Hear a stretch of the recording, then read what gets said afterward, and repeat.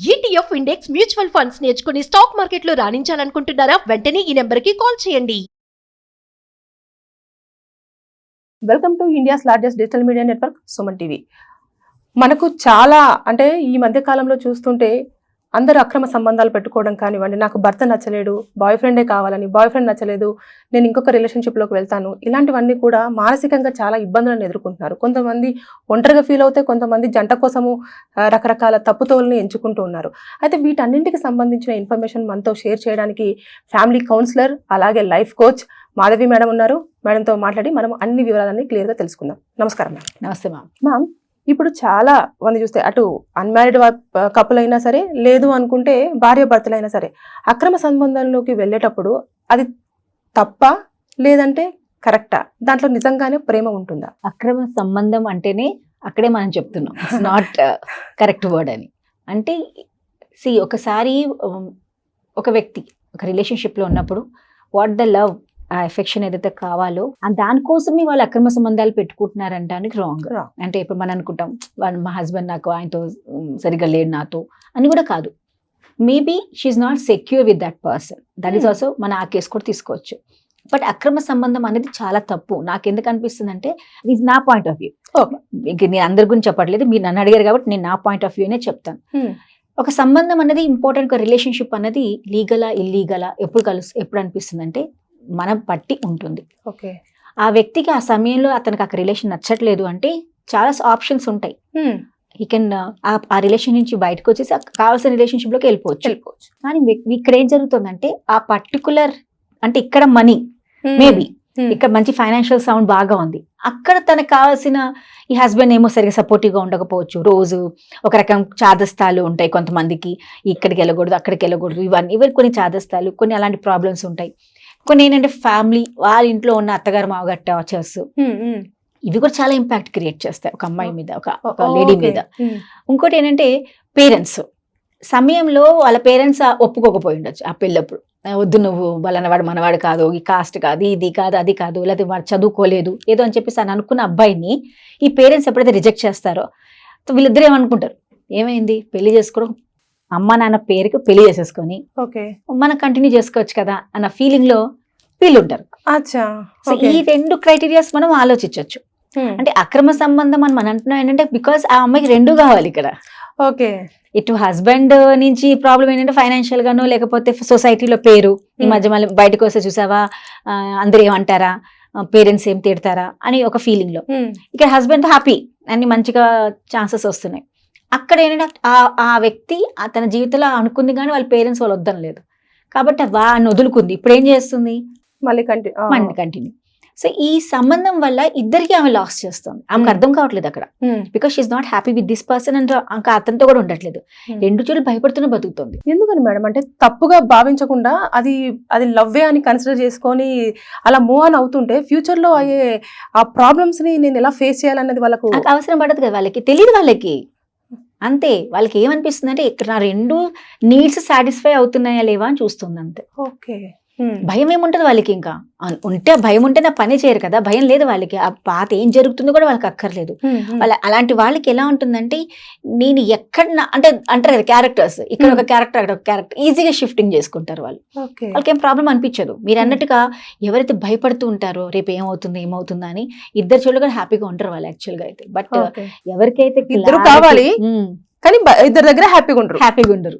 ఎందుకంతే కదా, భయం కదా. హస్బెండ్ తెలిస్తే ఎక్కడ నన్ను ఇంట్లో తోసేస్తాడా, డబ్బులు ఇవన్నీ పోతాయా, లేదా ఫ్యామిలీ వాళ్ళు ఏమంటారా, పేరెంట్స్ ఏమంటారా, సొసైటీ ఏమంటుందా, ఇవన్నీ ఉంటాయి కదా.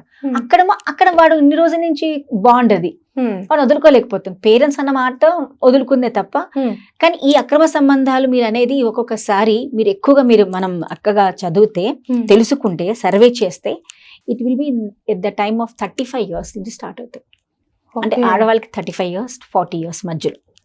ఎందుకంటే ఆ టైంలో వాళ్ళకి ఏమవుతుందంటే పిల్లలు కొంచెం పెద్దగా అయిపోవడం, హస్బెండ్ కూడా ఇంకా అప్పుడు కొంచెం అతను కూడా చాలా బిజీ అయిపోవడం, ఈమెకి టైం ఇవ్వకపోవడం, పెద్దవాళ్ళందరూ వచ్చి ఈమెను ఏమంటారంటే నువ్వు పెద్దాన్ని అయిపోయావు కదా, ఇంకా పిల్లలు ఉంటారు కదా, ఇంకా దాన్ని అప్పుడు దాకా బికాస్ యాజ్ ఎ లేడీ ఎప్పుడు ముసలి వాళ్ళు అవ్వాలని నాకు కోరిక ఉండదు. ఈ ఏజ్ వచ్చేసాక ఏమనిపిస్తుంది అంటే న్యాచురలీ ఆమెలో బాడీ చాలా చేంజెస్ వచ్చేస్తూ ఉంటాయి. ఈ టైం పీరియడ్ ఆఫ్ ఏం చేయాలో అర్థం కాదు ఆమెకి. అప్పుడు ఎవరో ఒకళ్ళు ఉంటారు కదా, ఇప్పుడు మీరు ఈ అక్రమ సంబంధం మేబీ లవరే అక్కర్లేదు ఆమెకి, బయటవాడు ఎవరైనా చాలా ఆమె. అంటే అప్పుడు ఆ టైంలో తనని కన్సర్న్ గా చూసుకునే వాళ్ళు అంతే లవ్ వచ్చేస్తుంది కదా. వాడు వచ్చి అబ్బా చాలా బాగున్నారు మీరు, అయ్యో మీ ఫ్యామిలీలో మీ హస్బెండ్ మీరు పట్టించుకోడా, అరే మీరు ఇంత కష్టపడుతున్నారు అన్న మాటల కోసం అంటే ఆ మాటలు వినలేక ఎవరు ఇంటర్లో అంటలేదు ఆమెని, ఇది నీ డ్యూటీయే కదా అనేవాళ్ళే తప్ప ఎవరు కూడా నువ్వు నిజంగా ఇంత కష్టపడుతున్నావా, రియల్లీ నువ్వు గ్రేట్, ఇంత బాగా చేస్తున్నావు అనే వాళ్ళు ఎవరు లేరు ఇంట్లో. అయి ఉండొచ్చు. అలాంటి వాళ్ళు ఎవరైనా మాట్లాడారు అనుకోండి ఏమైపోతారు, వాళ్ళు అటువైపు వెళ్ళిపోతారు. ఆ టైంలో మీరు అన్నట్టుగా వాళ్ళకి ఏది తెలీదు, ఇది తప్పో రాంగో తెలీదు. జస్ట్ షీఈస్ ఫీలింగ్ హ్యాపీ, అమ్మయ్య నన్ను ఎవడన్నా నన్ను వేరే వాళ్ళు నన్ను మెచ్చుకునే వాళ్ళు దొరికారు, ఇంకా వీళ్ళతో నా లైఫ్ షేర్ చేసుకోరు. Only they share they thoughts and opinions. Life మాత్రం హస్బెండ్ తో ఉండాలని ప్రయత్నిస్తారు, కానీ మనసు ఇప్పి మాట్లాడడం ఏం భయం ఉంటది కదా ఇక్కడ. అంటే మనం ఒక మాట మాట్లాడుకోవచ్చు, తప్పుగా చూసుకోకుండా ప్రేమగా ప్రేమ అని మనం గుర్తించవచ్చా దీన్ని? ఈ రిలేషన్ ప్రేమ అని కాదు, ఇది దిస్ ఇస్ కాల్డ్ అట్రాక్షన్ ఇక్కడ. అంతే, అది ప్రేమ కాదు. దీనికి ఆమెకు కూడా తెలుసు. ఒక్కసారి ఎప్పుడు పడుతుంది తెలుసా, ఎప్పుడైతే ఇతను వదిలేసి వెళ్తుంది కదా, అతను కూడా దాన్ని సపోర్ట్ చేయనప్పుడు తెలిసిపోతుంది. ఇది కొన్ని రోజుల భావమే అంతే, బికాస్ ఇక్కడ వాల్యూ లేదని అనుకుంటోంది ఆమె. బట్ ఒక్కసారి ఈ సంబంధంకి వెళ్లే ముందు ఎప్పుడైనా వాళ్ళ హస్బెండ్ తో ఓపెన్ చేసి మాట్లాడుకునే భయం.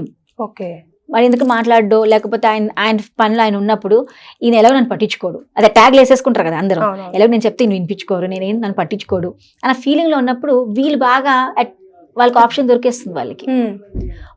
వీళ్ళు వాడుకుంటున్నారని వీళ్ళకి తెలియదు. ఇక్కడ ఫైనాన్షియల్ గా ఈ అమ్మాయి దగ్గర కూడా డబ్బులు ఆగుతారు, అది కూడా మీరు చూడండి. అక్రమ సంబంధాల్లో వాడు చాలా వరకు పెట్టుకున్న వాడికి మేబీ వాడు కూడా ఫైనాన్షియల్ గా సౌండ్ ఉండడు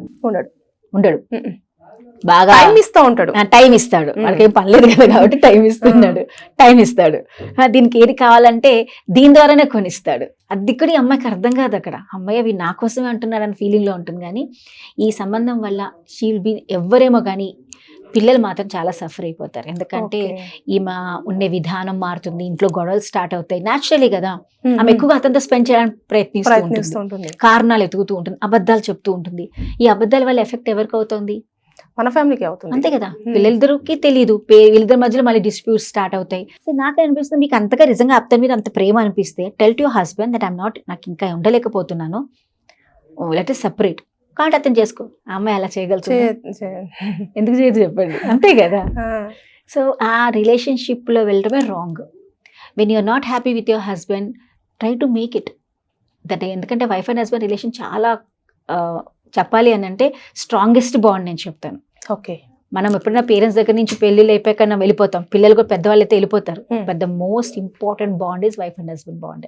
అక్కడ మీకు క్లారిటీ లేదనుకోండి, అసలు మీరు ఎందుకున్నారో మీకు తెలియదు, రెస్పాన్సిబిలిటీ లేదు, క్లారిటీ లేదు, కమ్యూనికేషన్ లేదు, ప్రేమ లేదు, లవ్ లేదు అంటే you're not accepting that person. Adjustment, జీవితాంతా అడ్జస్ట్ చేసుకుంటే ఇలాంటి ప్రాబ్లమ్స్ వస్తాయి. You have to accept it. నేను ఈ రిలేషన్ లో నాకేం తప్పు ఉంటే తను తప్పు తెలుసుకొని అతను తప్పు ఉంటే చెప్పడానికి ప్రయత్నించండి. అరే నాకు ఇది నచ్చట్లేదు మీలో, మీరు నాకు టైం ఇవ్వట్లేదు, ఏదో ఒకటి చెప్పడానికి ఎత్తితే నీకు ప్రాబ్లం ఉందో ఆ ప్రాబ్లం అడిగితే అయిపోతుంది. కానీ చాలా మందికి ఇప్పుడు ఇది ఒక మీరు అనొచ్చు ఫ్యాషన్ గా కూడా అయిపోయింది. ఇది ఒక ఫ్యాషన్ కంటే కూడా ట్రెండ్ అనొచ్చు, ట్రెండ్ కూడా అనుకోవచ్చు. ఒక ట్రెండ్ క్రియేట్ చేసేసారు. అంటే అంతే, ఇంకా పక్కన వాళ్ళు నచ్చారు అంతే, వాళ్ళకి తప్పు అనిపించట్లేదు, అది కరెక్ట్. ఎందుకంటే నాకు మా ఆయన టైం ఇవ్వట్లేదు, ఎమోషన్ ఇవ్వట్లేదు, లవ్ ఇవ్వట్లేదు అన్న రీజన్స్ ఇవన్నీ మీరు కూడా చాలా వినుంటారు. అంతే, ఏదైనా సరే కానీ ఫ్యూచర్ లో మాత్రం చాలా ఇవన్నీ ఇంకా ఎన్ని చూడాల్సి వస్తుంది అనేది మాత్రం చాలా. దీని వల్ల ప్రాబ్లం అయ్యేది మీ పిల్లలు కూడా, దే విల్ నాట్ రేపటి నుంచి ఏ రిలేషన్షిప్ లో వాళ్ళు ఈజీగా తీసుకోరు. వాళ్ళు కూడా చూస్తూ ఉంటారు కదా, ఏది కూడా సీరియస్నెస్ ఉంటుంది రిలేషన్షిప్ లో. రేపటి వాళ్ళు మ్యారేజ్ చేసుకోమని దాన్ని చాలా ఈజీ టేకింగ్ తీసుకుంటారు. ఏమైనా ఒకసారి పెళ్లి చేసుకుంటాం, చెప్పకపోతే ఇంకోటి చేసుకుందాం, అయిపోతుంది ఆ ట్రెండ్. ఆ కల్చర్ పాడైంది, పిల్లల్లోకి వచ్చిన వాల్యూస్ పాడైపోతాయి. సో దీనివల్ల ఆమె ఏమో కానీ మొత్తం ఫ్యామిలీ డిస్టర్బెన్స్ వచ్చేస్తుంది. సో ఐ రిక్వెస్ట్, ఏదైనా ప్రాబ్లం ఉంటే ప్లీజ్ క్లారిటీగా మాట్లాడడం ప్రయత్నించండి. మీ ప్రాబ్లమ్ సాల్వ్ చేసుకోండి.